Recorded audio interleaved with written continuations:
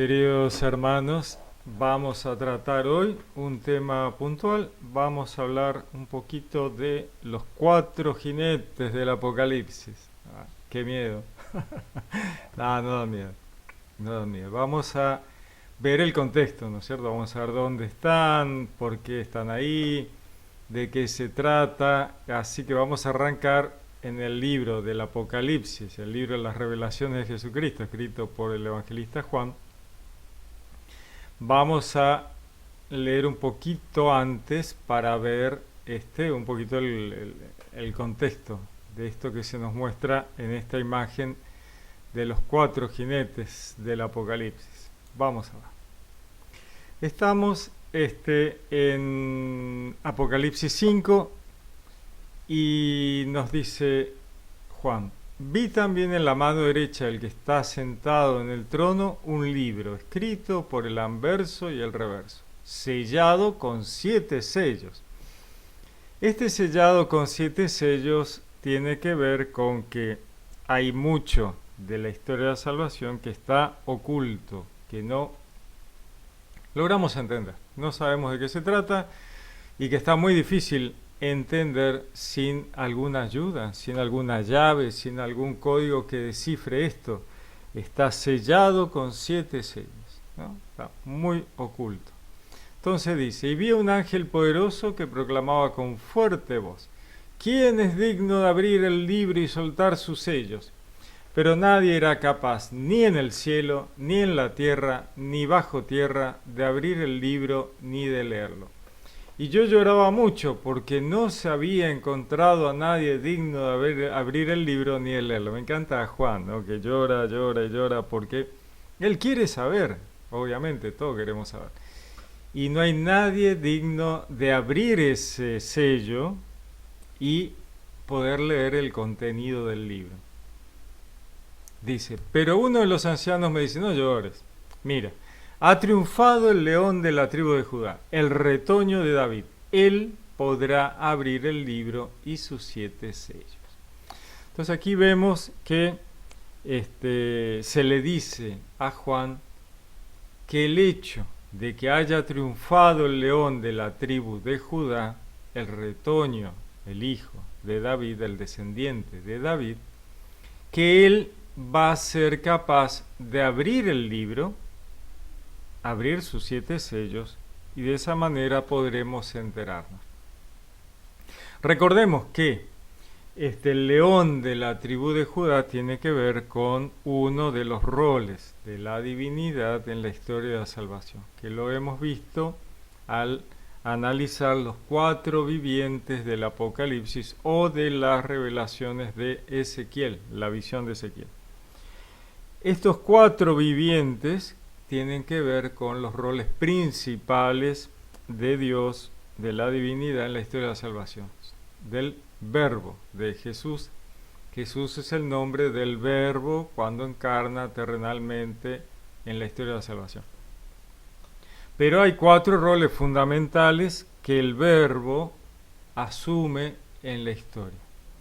El de hombre, porque encarna humano, terrenal, 100% hombre. El otro es el águila, la otra imagen del tetramorfo de los vivientes del Apocalipsis. El águila porque es absolutamente Dios, ¿no? El Verbo encarna terrenalmente, pero sigue siendo el Verbo, sigue siendo parte de la divinidad, sigue siendo Dios. Por lo tanto, Dios nos lo muestra este rol fundamental como el águila. Luego tenemos el buey. ¿Por qué? Porque la divinidad del Verbo encarna como animal al sacrificio, ¿no? Juan el evangelista diría: he aquí el Cordero de Dios que quita el pecado del mundo. Bueno, ¿por qué es el Cordero de Dios? Porque es un animal al sacrificio que va a ser sacrificado en la cruz para pagar el rescate por toda la humanidad, en sacrificio, ¿no? El Cordero de Dios que quita el pecado del mundo. Y el cuarto viviente del tetramorfo, tetra 4 morfoformas, el cuarto viviente es el león de la tribu de Judá. Así que acá tenemos justamente en los 4 vivientes del Apocalipsis tenemos al león de la tribu de Judá, el descendiente de David. Continúa, vamos a continuar leyendo. Y se acercó y tomó el libro de la mano derecha del que está sentado en el trono. Cuando lo tomó, los 4 vivientes y los 24 ancianos se postraron delante del Cordero. Tenía cada uno una cítara y copas de oro llenas de perfumes, que son las oraciones de los santos. Fíjense que dice: no llores, mira, ha triunfado el león de la tribu de Judá, el retoño de David, él podrá abrir el libro y sus 7 sellos. Dice: entonces vi de pie en medio del trono y de los 4 vivientes y de los ancianos un cordero como degollado. Tenía 7 cuernos, 7 ojos, que son los 7 espíritus de Dios enviados a toda la tierra. Fíjense que el ángel le dice, mira, el anciano le dice: no llores, mira, ha triunfado el león de la tierra. Él puede abrir, pero no viene el león a abrir, viene un cordero como degollado. ¿Qué pasó? O sea, pero no era que el que venía a abrir era el león. Todos ellos son Jesús. Por eso el anciano dice: no llores, ha triunfado el león de la tribu de Judá, el retoño de David. Él va a poder abrir el libro y sus 7 sellos. O sea, abrir de manera que la abren como claves para desentrañar este misterio, ¿no? Cuando uno dice, bueno, ¿cómo descifro esto? Necesito una clave. Y esta clave tiene que ver con los roles de la divinidad. Estos roles, que ya los hablamos, son las claves para desentrañar el misterio. El león de la tribu de Judá vencido. Y entonces viene el cordero degollado. Bueno, es justamente el cordero de Dios que quita el pecado del mundo. Que tiene 7 cuernos, 7 ojos, que son los 7 espíritus de Dios enviados a toda la tierra. Las iglesias cristianas. El cordero se acerca, toma el libro de la mano derecha, el que está sentado en el trono. Cuando lo tomó, los 4 vivientes y los 24 ancianos se postraron delante del cordero. Fíjense que otra vez Dios separa al cordero, lo separa de los vivientes, pero es parte de los vivientes, porque es el rol. Sin embargo, Dios va personificando, personalizando cada metáfora, cada imagen, cada situación. Entonces, los 24 ancianos y los 4 vivientes se postran delante del Cordero, ¿no? Tenía cada uno una cítara y copas de oro llenas de perfumes, que son las oraciones de los santos. El perfume llama a Dios a las oraciones de los santos. Cantan un cántico nuevo diciendo: eres digno de tomar el libro, abrir sus sellos, porque fuiste degollado y compraste para Dios con tu sangre hombres de toda raza, lengua, pueblo y nación. Y has hecho de ellos para nuestro Dios un reino de sacerdotes y reinan sobre la tierra. Pero uno dice: pero Jesús no fue degollado, Jesús fue crucificado. ¿Por qué dice que fue degollado? Pues son imágenes que remiten a los sacrificios animales realizados por el pueblo hebreo durante toda su historia, realizando estos sacrificios de animales, de bueyes, corderos, ¿no? Y los mataban desangrándolos para que no sufrieran, pues ya era una locura hacer el sacrificio. Los sacrificios siempre fueron una locura. Dios lo dijo muchas veces, pero el pueblo hebreo no escuchó, ¿no? Misericordia quiero, no sacrificios. Lo dijo un montón de veces, pero el pueblo hebreo nunca escuchó.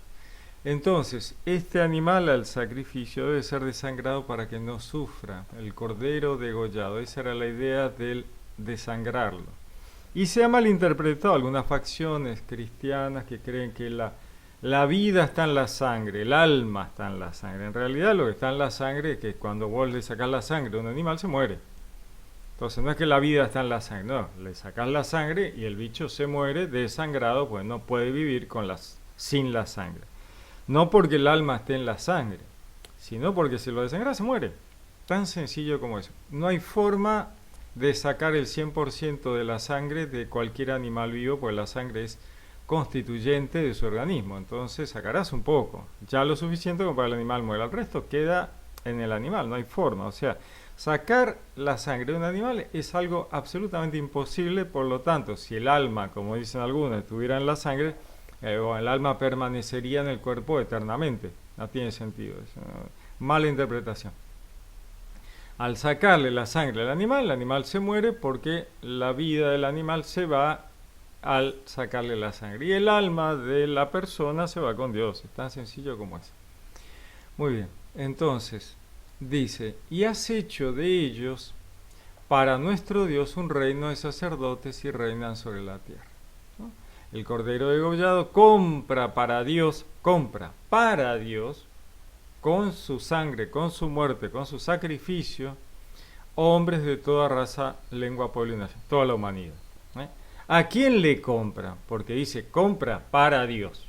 ¿Pero a quién le compra? Bueno, le compra al Satán, que es el príncipe de este mundo que tiene en su poder a toda la humanidad, esclavizándola con sus malas artes. Entonces, el Cordero de Dios que quita el pecado del mundo, con el sacrificio, paga el rescate por toda la humanidad. Decían con fuerte voz, vamos un poquito más atrás. Y en la visión oí la voz de una multitud de ángeles alrededor del trono, de los vivientes y de los ancianos. Su número era miríadas de miríadas y millares de millares, los ángeles, el reino celestial. Y decían con fuerte voz, digno es el Cordero degollado de recibir el poder, la riqueza, la sabiduría, la fuerza, el honor, la gloria y la alabanza. El Cordero de Dios, ¿no? Jesús es el Cordero de Dios que quita el pecado del mundo. Digno es el Cordero degollado, como imagen, como paradigma, como animal al sacrificio, sacrificado para rescatar a la humanidad, de recibir el poder, la riqueza, la sabiduría, la fuerza, el honor, la gloria y la alabanza. Y toda criatura del cielo, de la tierra, de debajo de la tierra y del mar, y todo lo que hay en ellos, fíjense qué interesante, ¿no? Toda la creación, todos los seres, todos los animales, todos, oí que respondían al que está sentado en el trono y al Cordero, alabanza, honor, gloria y potencia por los siglos de los siglos. ¿No? Todas las almas de todos los seres, todos los animales, todos cantan, responden al que está sentado en el trono y al Cordero, alabanza, gloria y potencia por los siglos de los siglos. Y los cuatro vivientes decían, amén. ¿No? La verdad. Y los ancianos se postraron para adorar. Fíjense cómo Dios separa, personaliza, personifica los roles, las situaciones, ¿no? El Cordero de Dios es separado como personificado, sin embargo, los cuatro vivientes están personificados, personalizados, cuando todos ellos al final siguen siendo Jesús. Pero Dios, para mostrarnos estos roles, estas situaciones, estas metáforas, los separa para que podamos acercarnos a estas realidades trascendentales que pueden ser muy complejas. Entonces llegamos al Apocalipsis capítulo 6. Juan dice, y seguí viendo, cuando el Cordero abrió el primero de los 7 sellos, oí al primero de los 4 vivientes que decía con voz como de trueno, ven. Miré, había un caballo blanco, y el que lo montaba tenía un arco. Se le dio una corona y salió como vencedor y para seguir venciendo. Vemos un poquito que el primer viviente le llama a Juan y le dice, vení a mirar, vení, fíjate. Cuando abre el primero de los 7 sellos, aquello que está oculto y que ahora va a poder entenderse, sale dice, había un caballo blanco y el que lo montaba tenía un arco, ¿no? Sale un caballo blanco y al jinete que monta el caballo blanco tenía un arco, se le da una corona y sale como vencedor y para seguir venciendo. Entonces acá debemos analizar un poquito esto. Si este primer jinete que sale se puede entender, se puede comprender porque ha dejado de estar sellado, sale vencedor. Bueno, ¿quién puede vencer? Estamos en la historia de la salvación. Se supone que ha de vencer el bien. El que tiene que vencer es Dios. El mal no puede vencer. Si vence el mal, entonces estamos fritos. Se supone que toda la historia de la salvación apunta a que Dios vence. Y lo vence a través del Evangelio, la buena nueva.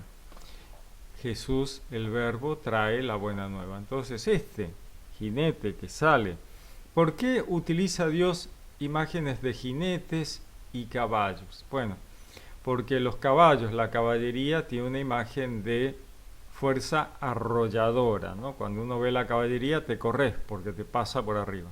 En las guerras se usaban los caballos, la caballería, bueno, justamente porque arrasa. Esta fuerza arrolladora de el cristianismo de Jesús con la buena nueva, obviamente es vencedor, no nos queda ninguna duda. Sale como vencedor y para seguir venciendo, o sea, su haber vencido no tiene que ver con algo momentáneo. Es que venció en ese momento, ya está, ganó, listo, y fue.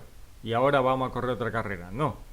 Él vence para siempre y va a seguir venciendo eternamente. No hay ninguna posibilidad de que Jesús sea vencido, de que Dios sea vencido o de que el Evangelio sea vencido.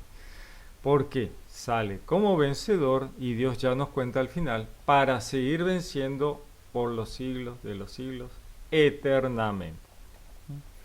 Así que ahí tenemos que el primer jinete que sale es Jesús con el Evangelio vencedor. Recibe la corona de rey y ha vencido. Ya está. Ahora, cuando se abre el segundo sello, dice Juan, oí al segundo viviente que decía, ven a mirar. Entonces salió otro caballo rojo. Al que lo montaba se le concedió quitar de la tierra la paz para que se degollaran unos a otros. Se le dio una espada grande. Veamos un poquito. Si el primero que sale es el vencedor y para seguir venciendo, los que vienen atrás ahora, ¿quiénes son? Bueno, si el primero venció, el segundo es el vencido, el que perdió.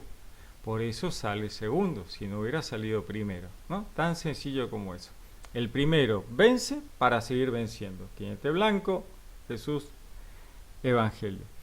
El segundo perdió, o sea, es los jinetes vencidos por el Evangelio.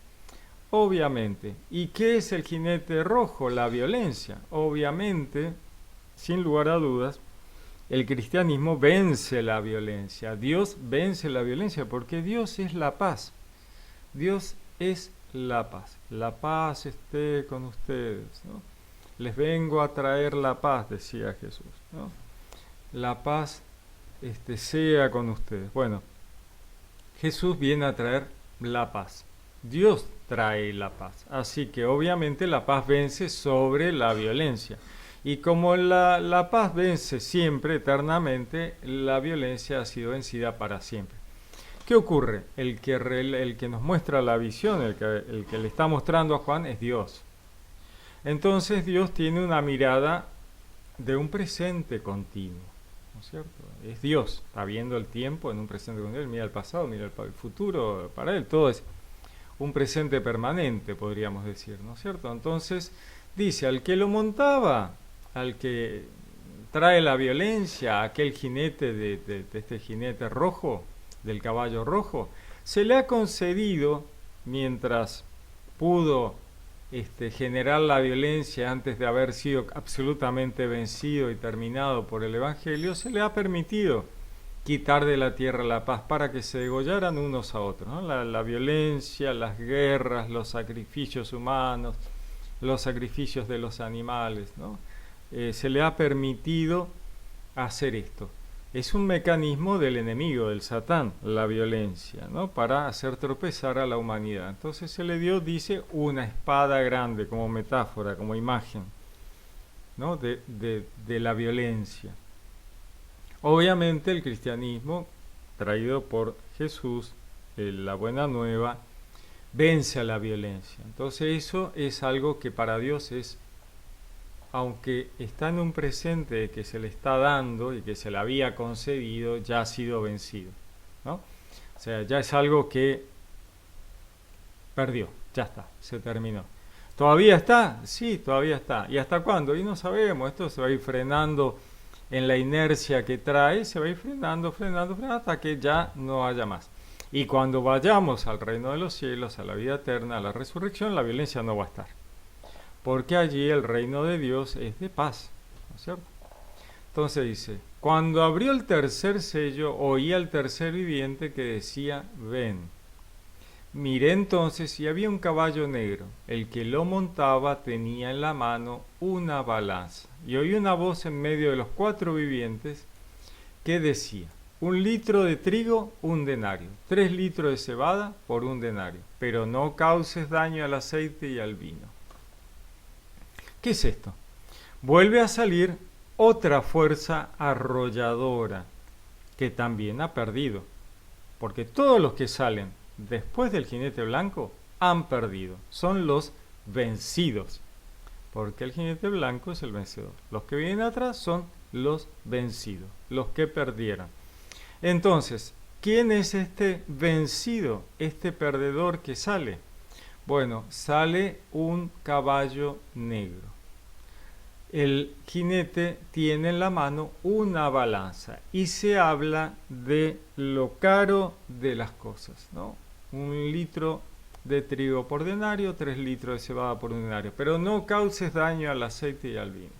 Acá tenemos una fuerza arrolladora clave en la historia de la humanidad que hay que ver hasta cuándo dura, que es la economía opresiva, ¿no? Lo que hoy llamamos así hipercapitalismo, ¿no es cierto?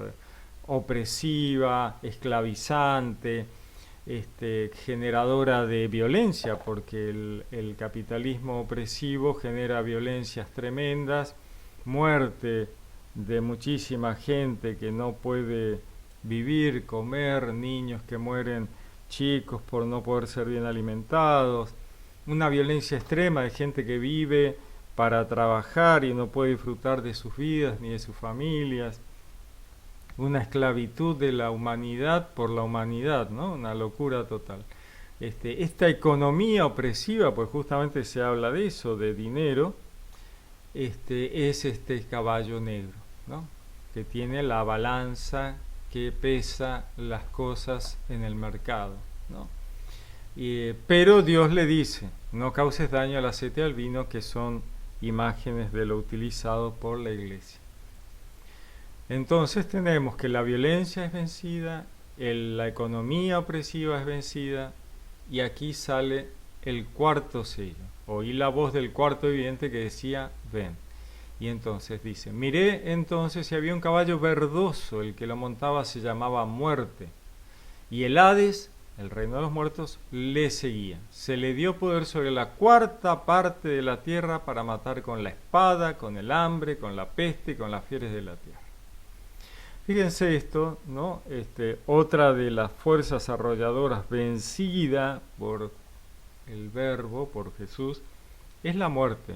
La muerte ha sido vencida, porque Dios permite a la humanidad acceder a la vida eterna, ¿no? Aquel árbol de la vida que se nos había prohibido a la salida del Edén, porque la humanidad todavía no estaba lista para acceder a la vida eterna, debía crecer espiritualmente, debía evolucionar, debía comprender muchas cosas y poder llegar el Mesías para pagar el rescate. Bueno, el Mesías llegó, pagó el rescate y la muerte segunda ha sido vencida. Fíjense que a la muerte Dios le había permitido al Satán matar dice, se le dio poder sobre la cuarta parte de la tierra, un 25%, para matar con la espada, con el hambre, con la peste, con la fiebre de la tierra. El resto es muerte natural. El cuerpo se deteriora y el organismo llega un momento en que ya no funciona, el alma se libera y va con Dios.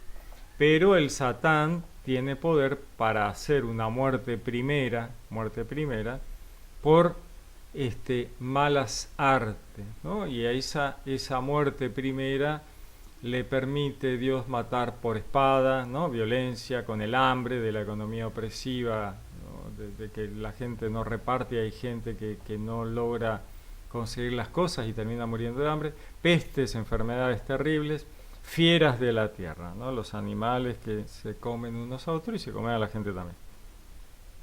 Entonces todas estas cosas no son de Dios, ¿eh? Está claro, no es de Dios, son ideas del Satán y Dios se lo permite y lo entendemos esto en el libro de Job, ¿no? El Satán se le presenta a Dios y le dice, dámelo a Job, dámelo que yo lo voy a maltratar un poquito para que vas a ver que te va a negar, porque vos le has puesto un cerquito alrededor y por eso él está bien con vos. Pero si le sacamos el cerco, si vos me dejas tocarlo, vas a ver que te va a negar. Y Dios le dice, bueno, si vos decís que es así, vamos a probar. Y al final Dios le dice al Satán, ¿para qué lo hiciste? Si ves que al final lo maltrataste inútilmente. Bueno, de eso se trata esto, ¿no? Dios le deja al Satán zarandearnos, a toda la humanidad, meternos en una tribulación eterna hasta ahí, ¿no? Hasta que llega la liberación. Mucho tiempo, ¿no? Mucho. Una tribulación que dura mucho tiempo, no es eterna en realidad, es mucho tiempo, para zarandearnos. Y ahí le deja varias cosas, la economía opresiva, la violencia, la muerte primera por métodos violentos y le quita la muerte segunda directamente, ¿no? La muerte segunda no está más. A esta fuerza tremenda, arrolladora de esta muerte primera que nos mete tanto miedo a la humanidad, le sigue a este jinete, ¿no? El reino de los muertos, ¿no? El Hades lo seguía, ¿no? Lo sigue en el sentido de que la gente imagina este lugar de los muertos de una manera tan terrible, cuando en realidad no existe. El alma, la persona muere, el alma se libera del cuerpo, va con Dios. Y lo vemos justamente en el Apocalipsis, donde nadie duerme, nadie se queda en la tumba, nadie está... Todos mueren, van con Dios, mueren, van con Dios, mueren, van con Dios. O sea, la muerte primera es nada, van con Dios.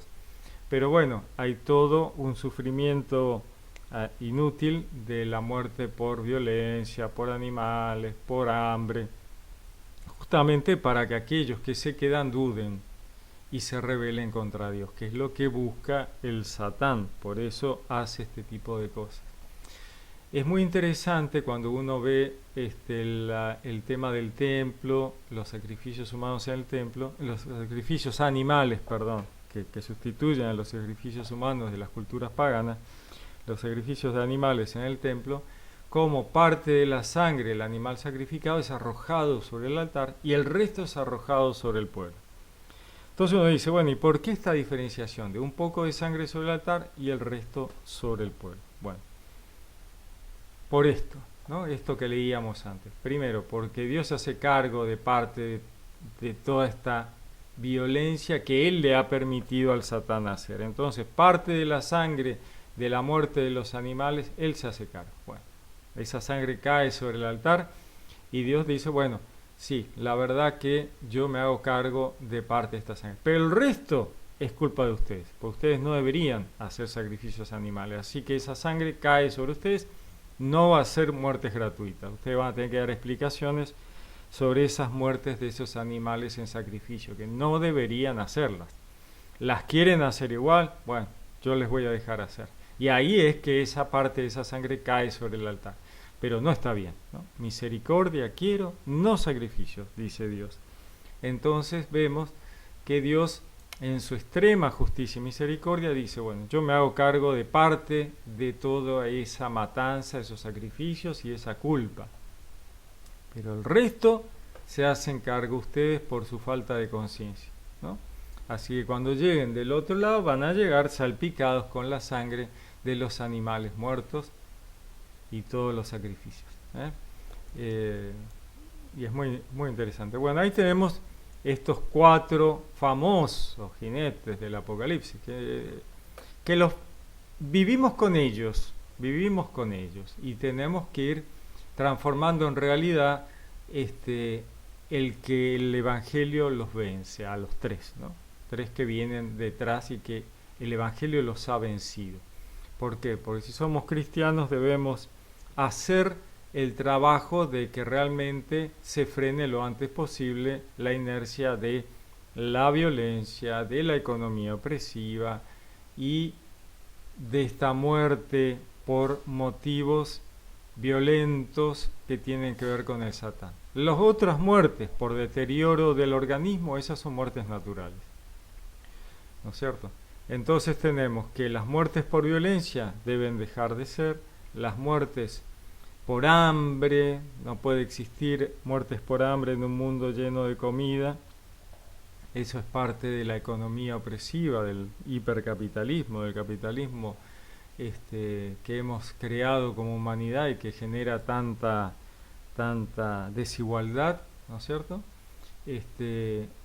Y esa muerte por plagas, y bueno, eso lo crea el Satán, ¿no? Crea las plagas y las enfermedades. Igual la humanidad hace un esfuerzo enorme para conseguir las vacunas y frenar eso, y se ha frenado un montón. Lamentablemente a veces vuelve el enemigo con estas cosas, como ha sido el COVID, una cosa impresionante que nos ha dejado a todos pensando, ¿no? Porque de repente en un mundo tecnificado, donde confiamos en la ciencia, igual nos pasó por arriba, nos pegó una planada de aquellas.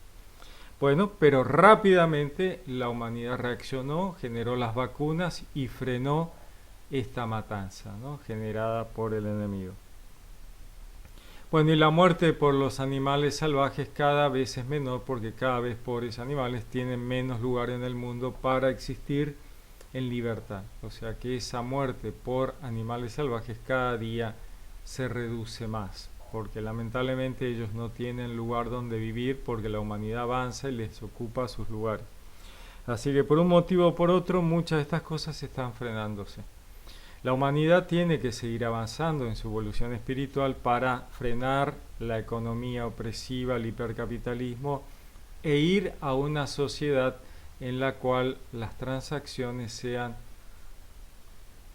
solidarias, ¿no? Que reparta, que haya un reparto, que nadie pase hambre, que todos tengan acceso a las cosas. Obviamente a mucha gente eso le parece una injusticia, ¿no? Dicen, no, eso es comunismo, eso es injusto. El que trabaje que come, el que no trabaje que muera de hambre. Bueno, esas cosas no son de Dios, ¿no? Como cristiano pensar así no es muy cristiano, ¿no? Porque Dios ha creado todo para todos. Y dicen, bueno, pero el vago, bueno, Dios hace llover sobre justos e injustos, hace llover sobre justos y pecadores, ¿no? Ven al pajarito y Dios conoce, ¿no? Vean las aves del cielo, el trigo ¿no? del campo, todos crecen, todos tienen para vivir. Repartan, chicos, esa es la onda de Dios, ¿no? Que en nuestra lógica humana decimos, no, la mía es mía y la tuya conseguite la vos. Y bueno, y eso no es de Dios, eso es del Satán, ¿no es cierto? Obviamente. ¿Qué va a ser? Es así, nos guste, no nos guste, lo escuchemos o no lo escuchemos, la verdad que es así.